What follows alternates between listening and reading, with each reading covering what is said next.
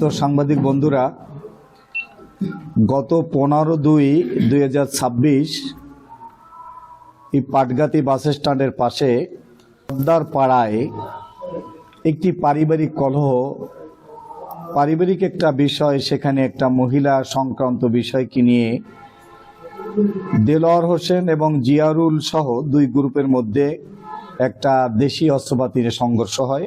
দুই পক্ষ সেখানে আহত হয়। বিষয়টাকে ভিন্ন খাতে প্রবাহিত করার জন্য পারিবারিক কলহটাকে একটি রাজনৈতিক কালারিং দেওয়ার জন্য বিষয়টাকে জামাত এবং বিএনপির সংঘর্ষকে রূপায়িত করে সংবাদ পরিবেশন করে অভিযোগ দিয়ে সাংবাদিক বন্ধুরা অভিযোগ হিসাবে এটাকে মিডিয়া প্রকাশ করে। আমরা প্রকৃত ঘটনা যাচাই বাছাই করে জানতে পারলাম, যাকে জিয়ারুল এবং দিন ইসলামকে জামাত শিবিরের কর্মী বলা হয়েছে। আমরা উপজেলা নেতৃবৃন্দের কাছে খবর নিয়ে তথ্য এবং এলাকার জনগণের কাছে শুনে দেখলাম যে তারা কখনো জামাত শিবিরের রাজনীতির সাথে সম্পৃক্ত ছিল না। পক্ষান্তরে যারা বিএনপির দাবি করেছে তাদের ব্যাপারে টুঙ্গিপাড়া উপজেলার বিএনপির সাধারণ সম্পাদক সম্মানিত ভাই নাসির ভাইয়ের সাথে আমার কথা হয়েছে। তিনি বলেছেন যারা এটা অভিযোগ করেছে, বিএনপি বলে দাবি করেছে, তারা আমাদের বিএনপির কেউ নয়।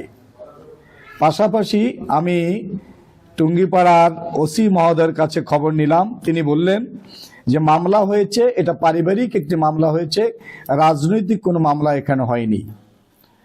অতএব যারা এই তিলকে তাল বানিয়ে এটাকে বিএনপি এবং জামাতের মধ্যে একটি ভুল বোঝাবুঝি সৃষ্টি করতে চাচ্ছে, এটা আমি মনে করি একটা গর্হিত কাজ, এটা একটা শৃঙ্খলা বহির্ভূত কাজ। এ কাজের মাধ্যমে আমাদের মাঝে ভুল বোঝাবুঝির সৃষ্টি হতে পারে। এই জন্য আমি সাংবাদিক বন্ধুদের মাধ্যমে বিষয়টাকে পরিষ্কার করে তুলে ধরছি যে বিষয়টা কোনোভাবেই যেন রাজনৈতিক কালারিং করা না হয়, বরং পারিবারিক বিষয়টা ঘটেছে সেইভাবে যেন সমাধান হোক। আমরাও চাই সকলে মিলে বিষয়টা সমাধান হয়ে যাক। আর যেই ঘটনাগুলো যাদের কাছে চলে গিয়েছে তাদের কাছে অনুরোধ করছি বিষয়টাকে আমরা অন্যভাবে নিব, আমরা রাজনৈতিকভাবে এটা দেখব না।